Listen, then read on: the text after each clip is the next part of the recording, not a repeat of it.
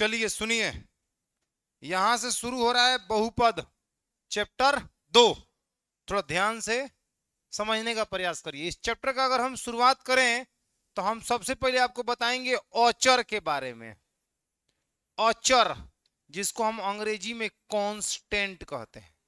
क्या कहते हैं बच्चा? अगर इसका हम डिफिनेशन आपको बताएं औचर किसे कहते हैं तो कह दीजिएगा all numbers are constant. Are you understanding my language? All numbers, all numbers. Sir all numbers, सभी संख्याएं। अभी आप पिछला चैप्टर खत्म किए हैं तो उसमें संख्याओं के बारे में बताया गया है। प्राकृत संख्या, पूर्ण संख्या, सम संख्या, विषम संख्या, भाज्य संख्या, अभाज्य संख्या, पूर्णांक, परमीय, अपरमीय, वास्तविक। वास्तविक संख्या तक जितना संख्या पड़े हो वो संख्या है, सभी संख्याएं हैं। वो सभी संख्याएं कांस्टेंट होती है। इसमें हम एग्जांपल में नहीं देंगे। 2, 4, 1/2, 5, √3, √10, जो संख्या तुम बोलोगे वो सब अचर होगा। इतना क्लियर हुआ? समझ में आ गया? ओकरा बाद बात आएगा बाबू चर, वेरिएबल्स। वेरिएबल्स इसको बोलते हैं चर। तो देखिए, चर के रूप में हम एक्स, वाई, जेड वगैरह वगैरह का प्रयोग करते हैं। एबीसीडी में का जो एक्स, वाई, जेड होता है ना, चर अचर में यह अंतर है कि अचर एकदम फिक्स है, मतलब उसका स्थान, उसमें बदलाव नहीं हो सकता है। चर में बदलाव हो सकता है, चर को बदला जा सकता है। ये दोनों में यह अंतर है। सर थोड़ा बताइए कैसे बदल सकते हैं? जैसे मान लो 2 है ना, 2 एक संख्या है, अचर है, ठीक है। यहां इसी को अगर एक समीकरण में हम बात करें, सुनो, तो एक समीकरण है एक चर वाला रैखिक समीकरण। पढ़ा होगा तुम 8वीं क्लास में, 9th क्लास में पढ़ा होगा। तो देखो 2x + 5 है, तो 2 क्या है? अचर है। 5 क्या है? अचर है। 9 अचर है, x चर है। मतलब आपसे कहा जा रहा है कि x का वह मान बताइए जिसको यहां रखने पर दोनों आपस में बराबर हो जाए, समीकरण को संतुष्ट कर दे। वह x इस समीकरण का, उस वह x का मान जो होगा इस समीकरण का क्या कहलाएगा? हल कहलाएगा। क्लियर है? बात बुझा रहा है? पढ़ा होगा तुम लोग, x का वह मान जो समीकरण को, तो यहाँ x का मान, x का जगह कोई संख्या वाला मान आएगा, कोई अचर वाला मान आएगा। हाई तो आपका फिक्स है, हाई फिक्स है, हाई का है फिक्स है, तो हाई अचर हो गया, हाई का हो गया चर हो गया। समझ में आया? तो चर का जगह पर कोई संख्या आकर बैठ सकता है, लेकिन 5 के जगह पर, 2 के जगह पर, 9 के जगह पर कोई अन्य संख्या बैठेगा तो समझो कि क्वेश्चन बदल जाएगा। बात बुझे कि नहीं बुझे? तो अचर क्या है? अचर ऑल नंबर्स आर कांस्टेंट, और जो चर होगा एक्स, वाई, जेड, इसे हम क्या कहेंगे? चर के रूप में कहेंगे। एक्स, वाई, जेड वगैरह ये सब चर कहा जाएगा। अब इसके बाद आता है सर बीजीय व्यंजक। क्या आता है? बीजीय व्यंजक, बीजीय व्यंजक, व्यंजक, अलजेब्रिक एक्सप्रेशन। क्लियर है? तो देखो बीजीय व्यंजक जब चर और अचर एक साथ जोड़, घटाव, गुणा, भाग के रूप में आते हैं तो उसे हम बीजीय व्यंजक कहते हैं, अलजेब्रिक एक्सप्रेशन कहते हैं। जैसे में बात करें, जैसे कि चर हो गया x, अचर हो गया 2, दोनों एक साथ किस रूप में आया है? जोड़ के रूप में आया है, तो ये क्या हो जाएगा? बीजीय व्यंजक हो जाएगा। ये क्या होगा?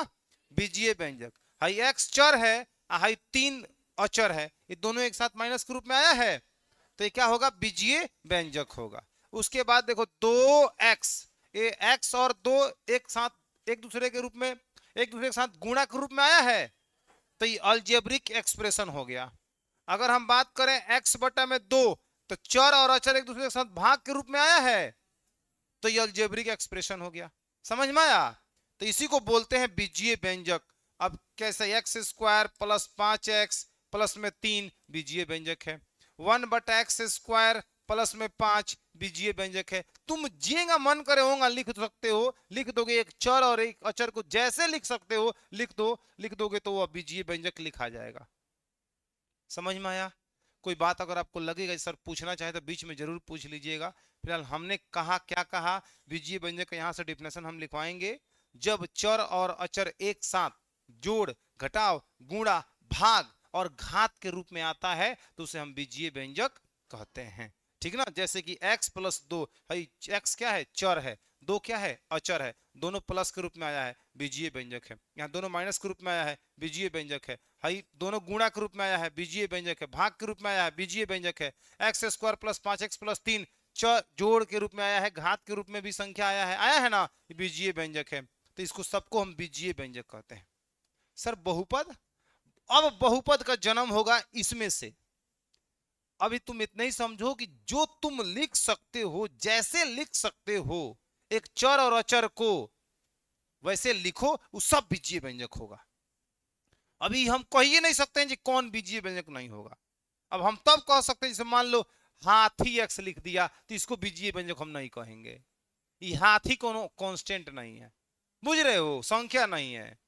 तो हाथी एक्स, घोड़ा वाई, ये सब बीजीय व्यंजक नहीं है। लेकिन अगर संख्या के रूप में तुम लिखोगे एक्स वाई जेड तो समझो सब बीजीय व्यंजक है। यहां तक अगर हम कहें कि सर खाली, अगर खाली 5 लिख दे, क्या बीजीय व्यंजक है? आप लोग बताओ। है, ए भी है। सर झूठ मत बोलिए, अभी आप कह रहे थे कि चर अचर एक साथ आएगा तब बीजीय व्यंजक होगा। यहां चर नहीं आया है तो कैसे आप बीजीय व्यंजक कह रहे हैं? कह रहे हैं बीजीय व्यंजक है। अब तुमको समझा देते हैं कैसे। सुनो, है ना, देखो, ये बात कहियो ना कहियो अपने जीवन में तुम पढ़ा है ना, जो एक्स के पावर 0 का मान 1 होता है। आ रहा है समझ में? 9th क्लास में पढ़े होंगे, 8th क्लास में पढ़े होंगे। ये किसी भी संख्या के पावर में 0 हो या चर के पावर में 0 हो, उसका मान कितना होता है? 1। सही बात, पढ़े हैं, अच्छी बात है। तो क्या 5 को आप लिख सकते हैं का 5 गुणे 1? तनी बताइए तो। लिख सकते हैं। फिर वापस 5 में 1 से गुणा करिए, 5 आ जाएगा। तो जब इतना लिख सकते हैं तो 5, अभी अभी पता चला है 1 के बदले x के पावर 0, x के पावर 0 का मतलब 1, तो यहाँ x के पावर 0 लिख सकते हैं, बताइए ना। तो यहाँ हो जाएगा 5x के पावर 0। क्या इसके साथ चर नहीं आ गया का? ये देखने में अकेले था, लेकिन एक अंदर एक पास चर छिपा हुआ है। किसी भी संख्या के बगल में आप x के पावर 0, y के पावर 0, z के पावर 0 आप लगा सकते हो। लगा सकते हो तो क्या बन जाएगा बाबू? बीजीय व्यंजक बन जाएगा। बुझाया? अब तुम सोच के बताओ जी कौन बीजीय व्यंजक नहीं होगा? कोई तुम्हारे नजर में दिख रहा है? नहीं दिख रहा होगा, हमको भी नहीं दिख रहा है। दिखेगा तो बताएंगे ये बहुपद बीजीय व्यंजक नहीं है। नहीं है, जैसे हमने लिखा हाथी एक्स, घोड़ा एक्स, ये बिल्कुल बीजीय व्यंजक नहीं है। संख्या आएगा, अचर रहेगा तो बीजीय व्यंजक होगा। अब बीजीय व्यंजक से हम लोग खोजेंगे, जानते हो किसको? बहुपद को। अब कहा जाएगा बहुपद किसे कहते हैं, तो यहीं से इसका डिफिनेशन बनेगा। पहले यहां तक हम लोग क्या करें, कंप्लीट कर लें। किसी को कोई दिक्कत? तो आप सबसे पहले लिखिए, तब तक इसका हम डिफिनेशन लिख देते हैं। आप नोट करिए, इसको नोट करिए। तो लिखिएगा यहां पे डैश देके, जब चर और अचर, जब चर और अचर एक साथ जोड़ कमा घटाव कमा गुणा तथा भाग, तथा भाग, जोड़ घटाव गुणा भाग, या गुणा कमा भाग और घात, और घात के रूप में आता है, घात के रूप में आता है, तो उसे बीजीय व्यंजक कहते हैं। तो उसे बीजीय व्यंजक कहते हैं। जब चर और अचर एक साथ जोड़ घटाव गुणा भाग और घात के रूप में आता है तो उसे बीजीय व्यंजक कहते हैं। जैसे में लिख लीजिए, उसके अलावा अगर जो मन करे, जो याद आए उसको भी आप लिख सकते हो, बस चर अचर एक साथ आना चाहिए। नोट करिए।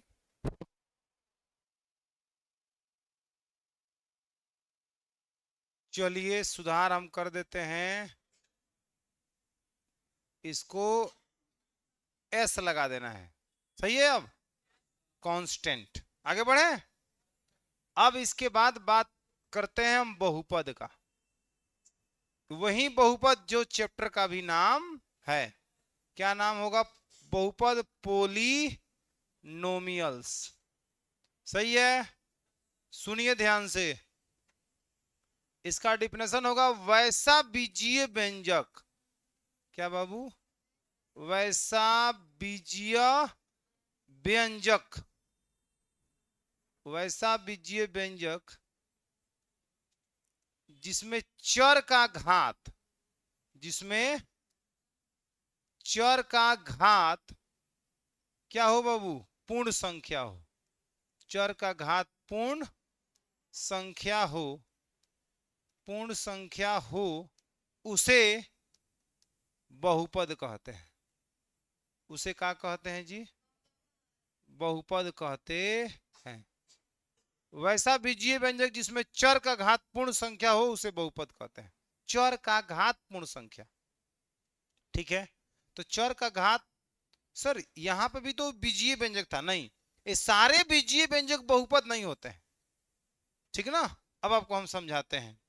जैसे देखो, as for example x plus 2 का बात करें तो ये बहुपद है कि नहीं है? तो आपको देखना है चर। किसको देखना है? चर। तो चर कहां है बताइए? x यहां है, आइए ना, चर है। इसका घात कितना है? क्या एक पूर्ण संख्या है? अगर कोई कहे सर पूर्ण संख्या किसे कहते हैं, तो तुमको पढ़ा चुके हैं ना। क्या किसे कहते हैं पूर्ण संख्या?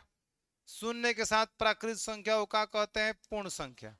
पूर्ण संख्या का शुरुआत होता है जीरो से लेकर 1 2 3 4 डैश डैश इनफाइनाइट तक, ये सब पूर्ण संख्या है। तो जब चर का घात पूर्ण संख्या आएगा तो उसे हम क्या कहेंगे बाबू? बहुपद कहेंगे। तो देखो एक एक्स है, एक जगह और एक्स है सर। क्या यहाँ एक्स नहीं छिपा है? छिपा है। मैंने एक्स प्लस जब 2 लिखा है तो इसको कह सकते हैं एक्स प्लस में 2 x⁻0। बोलो, तो क्या जीरो भी तो पूर्ण संख्या है? और एक तो पूर्ण संख्या हिले है, तो ये भी पूर्ण संख्या, ये भी पूर्ण संख्या है ना। दोनों पूर्ण संख्या है तो कहेंगे बहुपद है। समझ में आ रहा है? अगर बात करें हम x² प्लस 5x प्लस में 3, हल्ला नहीं होना चाहिए, ध्यान से सुनिए। दिख रहा है? इसमें चर कई जगह दिख रहा है? अस्पष्ट रूप से 2 जगह, अस्पष्ट रूप से 1 जगह। अस्पष्ट मतलब है ये क्यों चर है लेकिन दिख नहीं रहा है। लिखेंगे तो लिखेंगे x⁻0। तो आप बताइए हेकर पावर में कितना है? 2। 2 पूर्ण संख्या है कि नहीं है? हेकर पावर कितना है? 1। 1 पूर्ण संख्या है कि नहीं है? आइए x⁻0 छुपा है तो सब पूर्ण संख्या मिला। खाली चर के घात देखना है। सर अगर चर के घात पूर्ण संख्या नहीं हुआ तो बहुपद नहीं होगा। क्लियर बात है? बताते हैं कौन बहुपद नहीं है, पहले और कुछ समझने का प्रयास करिए। अगर हम 1/x⁻² लिखें तो बताओ क्या यह बहुपद है? एकदम है। कभी भी चर को ऊपर ले जाकर देखना है। ऊपर 1 के बटा में है ना, ऊपर ले चलो। तो एक नियम आप लोग पढ़े होंगे, 1/(a⁻m) बराबर a⁻+m हो जाता है। बताइएगा। तो जैसे ही ऊपर जाएगा ना, एक और नियम ये लिख देते हैं, 1/(a⁻) अगर +m रहेगा तो ऊपर जाएगा तो किस में होगा? -m। तो जैसे ही यहाँ 1 जो x⁻² आपको दिख रहा है ऊपर जाएगा तो यह x⁻ कितना हो जाएगा? +2। एक यहाँ छिप जाएगा। बोलो छिपा है? x⁻2 तो क्या चर का घात पूर्ण संख्या नहीं हो गया? 2 पूर्ण संख्या नहीं हो गया? तो ये देखने में इतना खड़ूस दिख रहा है। ये बात सही है कि जो जैसा दिखता है वैसा होता नहीं है, जो जैसा होता है वैसा दिखता नहीं है। ये सच्चाई है ना। तो जैसा दिखता है वैसा है नहीं, दिख रहा है कि बहुपद नहीं है। कैसे आप फटाक देखो बहुपद नहीं है? आप सोचिए नहीं, क्योंकि थोड़ा सा मैथमेटिकल कैलकुलेशन लगाएंगे, घातांक का नियम लगाएंगे तो ऊपर जाएगा तो किस में हो जाएगा? प्लस में। प्लस में हो जाएगा तो बहुपद हो जाएगा। बोलिए। तो सर इसका मतलब अगर 1/(x⁻² रहता तो ये ऊपर जाता तो इस नियम से माइनस हो जाता, तो क्या ये बहुपद नहीं होता? जी हाँ, बिल्कुल बहुपद नहीं है, क्योंकि चर का घात -2 पूर्ण संख्या में नहीं आता है। माइनस में तो पूर्णांक में ना आता है। क्या कहना चाहते हैं आप? समझ रहे हो? पूर्णांक का हम बात नहीं किए हैं, हम पूर्ण संख्या का बात किए हैं। वो ये प्राकृत के बाद जो पूर्ण संख्या आपको पढ़ाए थे उसका बात कर रहे हैं। तो देखिए -2 पूर्ण संख्या में नहीं आता है, तब चर का घात पूर्ण संख्या नहीं होने के कारण यह बहुपद नहीं। तो इसका मतलब सर अगर किसी भी संख्या के बट्टा में अगर चर आए और ओकर घात प्लस में हो तो ऊपर जाएगा तो हर बार माइनस होगा। तो क्या हर बार बहुपद नहीं होगा? तो नहीं, हर बार बहुपद नहीं होगा। देखो लड़की को कितना टैलेंटेड है, कह रहे नहीं होगा तो हैंगा नीचे मुड़ करके नहीं होगा, लेकिन कर रही है दूसरा काम, बोल रही है साथ साथ है लेकिन काम कर रही है दूसरा। समझ में आया? एकदम राजेंद्र प्रसाद की नानी है ये। एक्स के पावर 8, टैलेंटेड है। इधर देखिए ऊपर जाएगा तो किस में होगा? हाँ, एक्स के पावर माइनस का 8। तब बताओ बहुपद है? नहीं। तो अगर प्लस रहेगा तो बहुपद नहीं होगा, अब माइनस रहेगा तो ऊपर जाएगा तो क्या होगा? बहुपद हो जाएगा। क्लियर है? आया समझ में? तो बहुपद कौन है? बहुपद थोड़ा सा आइडिया मिला होगा आपको।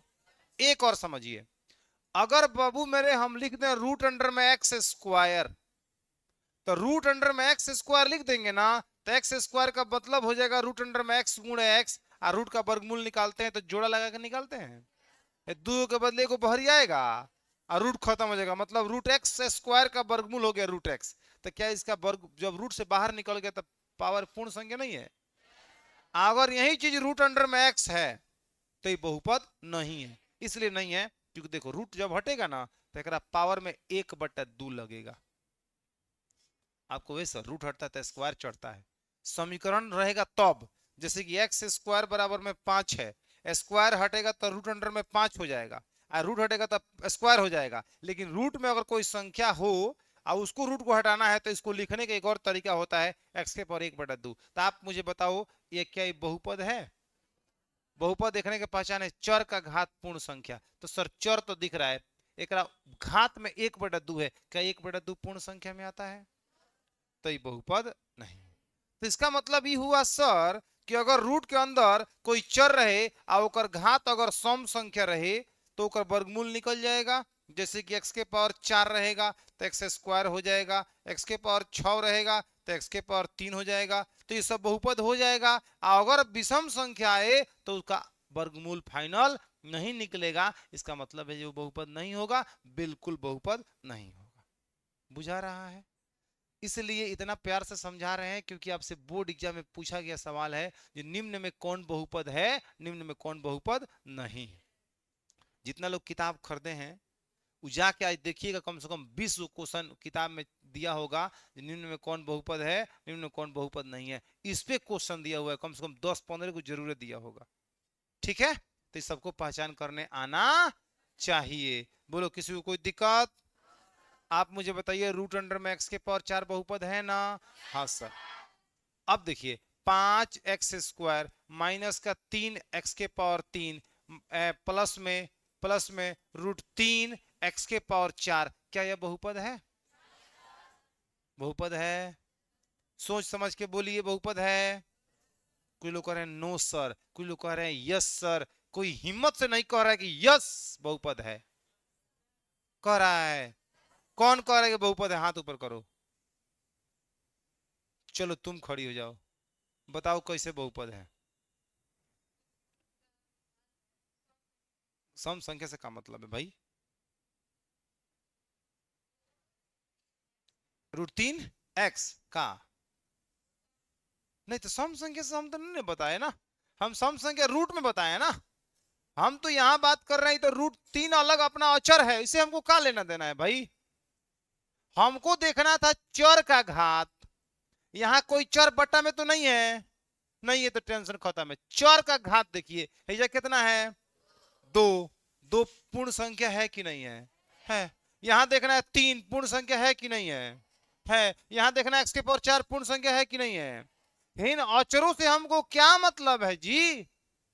हमको चर का घात पूर्ण संख्या चाहिए, हम बहुपद कह देंगे, बात खत्म हो गया भैया। हमको क्या पड़ी है? बाकी इन लोगों से हमको क्या पड़ी है? ये आए हैं, आए ये तो अचर है ना, तो गुणा के रूप में बैठे हुए, क्या मतलब है? बुझाया? हमको चर के घात पर हमारा नजर होना चाहिए। जिंगन अर्जुन का निशाना मछली की आंख पर था, तो बहुपद के लिए जरूरी है चर का घात पूर्ण संख्या होना। तो जहां कहीं भी चर दिख रहा है उकर घात पूर्ण संख्या देखिए है कि नहीं है, अगर है तो बहुपद है, नहीं है तो बहुपद नहीं। क्लियर हुआ? बैठो बैठो। यहां 1/2 एक्स के पावर 3, 4x², 9x, क्या ये बहुपद है? चर के घात से मतलब है, यहां चर x है, घात 3 है, यहां घात कितना है? 2 है, यहां घात कितना है? सब बहुपद है, नहीं पूरा ही सिस्टम बहुपद है, क्योंकि चर का घात पूर्ण संख्या है। अगर आपसे हम पूछें कि सर x के पावर,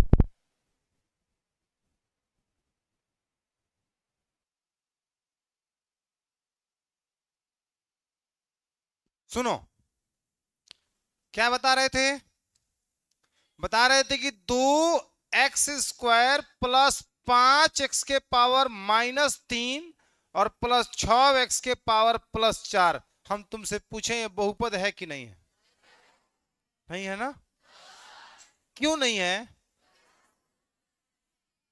चर के घात यहां माइनस है, यहां तो प्लस है ना, यहां तो प्लस है ना, तब भी नहीं है।